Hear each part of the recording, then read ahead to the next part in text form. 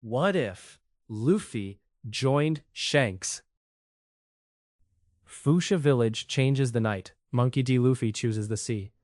Not because the sun looks different, and not because the waves are kinder, but because one decision on that shore bends everything that comes after it. In canon, Shanks leaves. He gives Luffy the straw hat, bets on the future, and sails away, while a little boy spends years growing into the man who will chase him.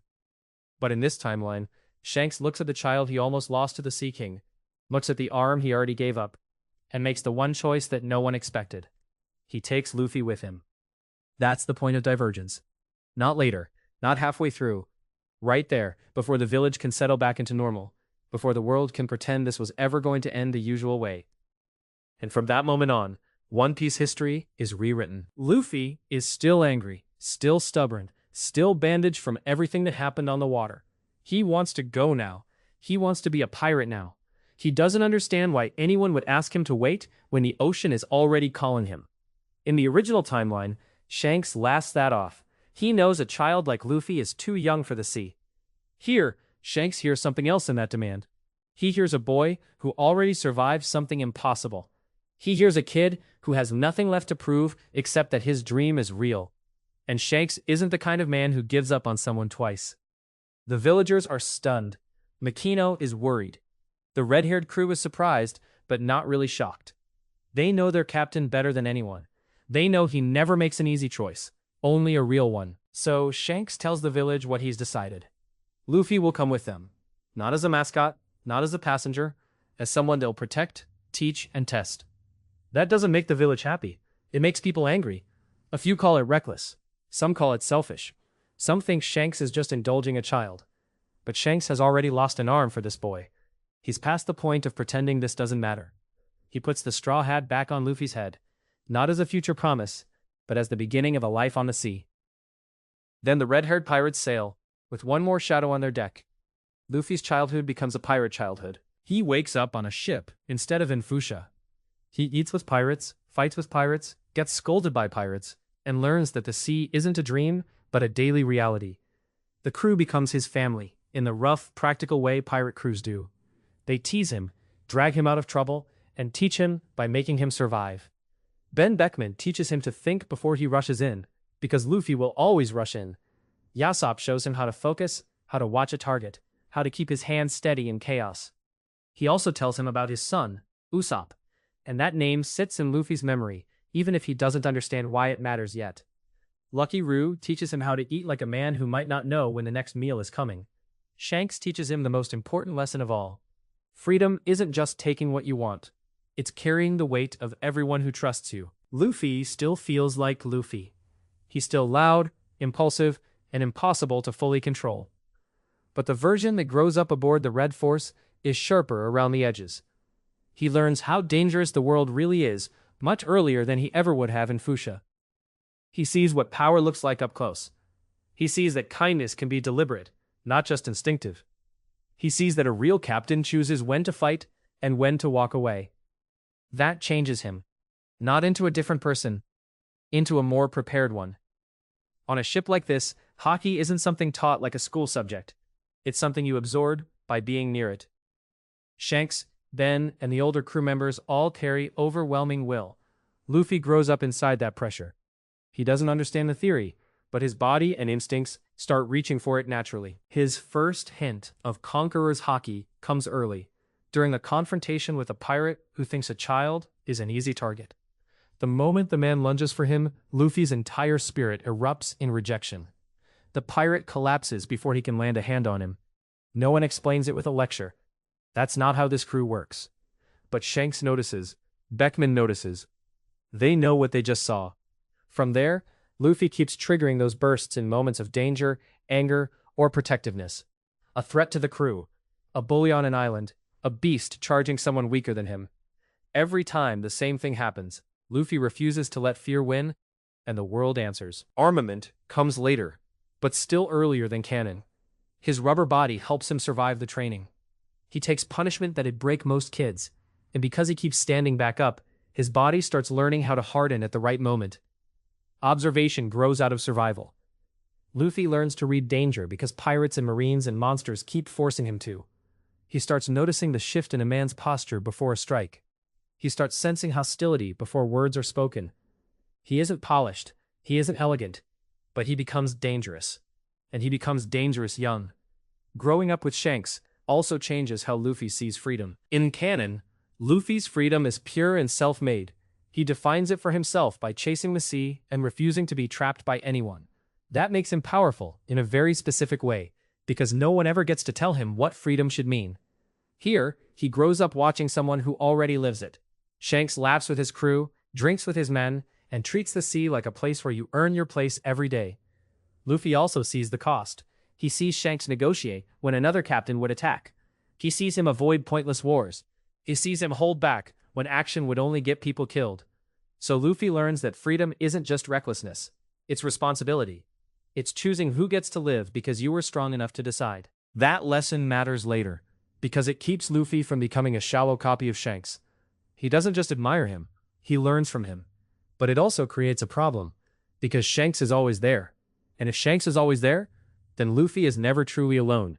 That's where the biggest damage begins. Luffy's journey is no longer the story of a nobody gathering outcasts who change the world together. It becomes the story of a boy under the protection of one of the strongest pirates alive. That has consequences.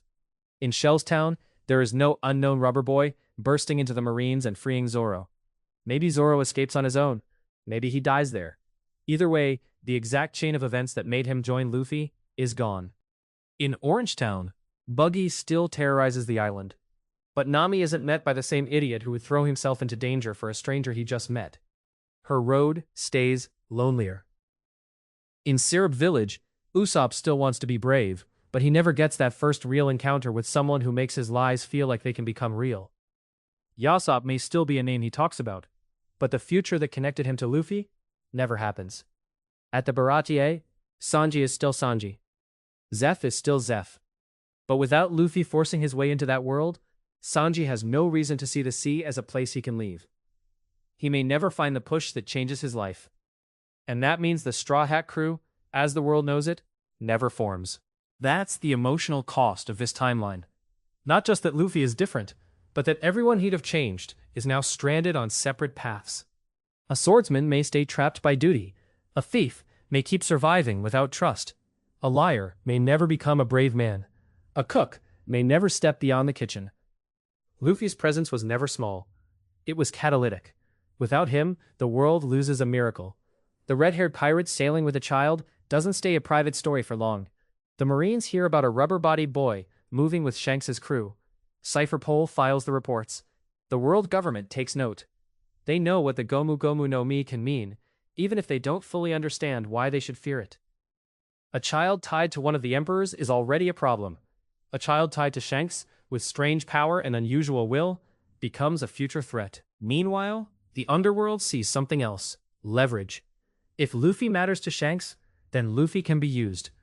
That turns him into a target long before he should have mattered to the world at all. Worse, his name starts to spread in the wrong way. Not as a rookie captain with his own legend, but as Shanks' boy, Shanks' apprentice, Shanks' weakness, Shanks' heir. That last word matters, because once the world starts calling him an heir, it stops seeing him as Luffy. As the years go by, Luffy gets stronger fast. He lives in a place where combat is real. He trains with monsters. He watches the kind of pirates who shape eras. He has access to knowledge most rookies never get. By the time he should be setting out on his own, he already looks like someone with a future. But there is a price for growing up under a legend. Everything Luffy does gets compared to Shanks. If he wins, people say it's because of the captain who raised him. If he loses, they say he's still too young. If he saves someone, they praise Shanks' crew. If he makes a mistake, they blame his inexperience. That kind of shadow can crush a person if they let it. And Luffy starts to feel it. Not all at once, but slowly. At night, he looks up at the stars and realizes he isn't sure where his own name ends and Shanks' begins. That matters, because Luffy has always needed something simple and absolute. A dream, a promise, a goal he can bite down on and never let go. And as long as he stays on the Red Force, he can't tell whether he's becoming his own man or just a very strong extension of someone else's will. The separation doesn't happen because they fight. It happens because Luffy finally understands what staying means. By then, Shanks is an emperor. His territory has weight. His flag means safety to some islands and danger to others. When trouble comes to one of those islands, Luffy goes with him. This time, Luffy insists on leading the first move himself. He wants to prove that he isn't just the boy under Shanks' protection. He wants the islanders to see someone else they can trust. He wants to earn a name that belongs to him. The enemy is strong enough to make that impossible. Luffy fights hard. He pushes his Haki. He uses every bit of strength he has built. He does real damage, and for a moment it looks like he might actually do it alone. Then, reality hits back. The opponent is just stronger, just more experienced, just cruel enough to keep going when Luffy starts to break. By the time Shanks arrives, Luffy is already beaten down and bleeding. Still trying to stand because that's what he always does. Shanks ends it in moments. Not because Luffy failed completely, but because Shanks is still Shanks. An emperor changes the shape of the battlefield the second he steps onto it. The island is saved. The enemy is destroyed or driven off. The people cheer. And they cheer Shanks. Not Luffy. Not the boy who fought first. Not the one who nearly died buying them time. That moment hits harder than the battle, because Luffy realizes something terrible and simple. As long as Shanks is beside him, the world will always look at the red hair before it looks at the straw hat. Later, after the noise dies down, he tells Shanks the truth. He's grateful. He isn't angry at being saved. But if he keeps living in this shadow, he'll never know whether his strength is his own. Shanks understands immediately. He doesn't mock that feeling. He doesn't tell Luffy to be patient. He knows exactly what it means to carry a dream that belongs to no one else. So he gives Luffy the hat again, and tells him without softening the meaning, that it's time. Time to leave. Time to become someone the world can't ignore. When Luffy finally sails away, he isn't the same boy who left Fuchsia in canon. He's older. He's tougher. He already has battle experience most pirate captains would kill for. He understands the sea better than he ever would have if he had grown up in a village. The world has already moved. The new generation is active. The Marines are on edge. The powers of the sea are shifting. Blackbeard is already scheming. The world is closer to a major storm than it was when Canon Luffy first began. And Luffy leaves into that storm with no Straw Hat crew waiting at the start line. He may gather people later. He may still build a name. He may still become a terror to the world government and a hope to the broken. That part of him is too deep to erase. But his journey now isn't the same miracle. He doesn't start from nothing and win people over one by one through impossible faith. He starts from strength. That changes everything. This version of Luffy has advantages Canon Luffy never had. He learned Haki early. He learned the sea early.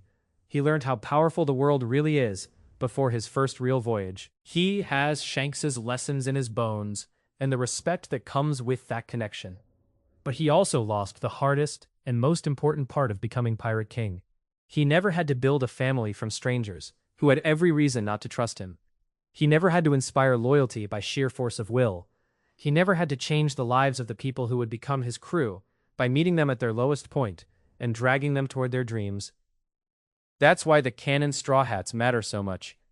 Not because they're strong individually, but because together, they're proof that Luffy's greatest power isn't rubber or Haki. It's connection. Shanks can teach him how to live, but only the voyage alone can teach him how to lead. So in this timeline, Luffy might become a terrifying pirate. He might even become legendary. But he wouldn't become the same kind of pirate king. That's the cost of joining Shanks early. Luffy becomes stronger sooner, smarter sooner, and more prepared for the world's cruelty.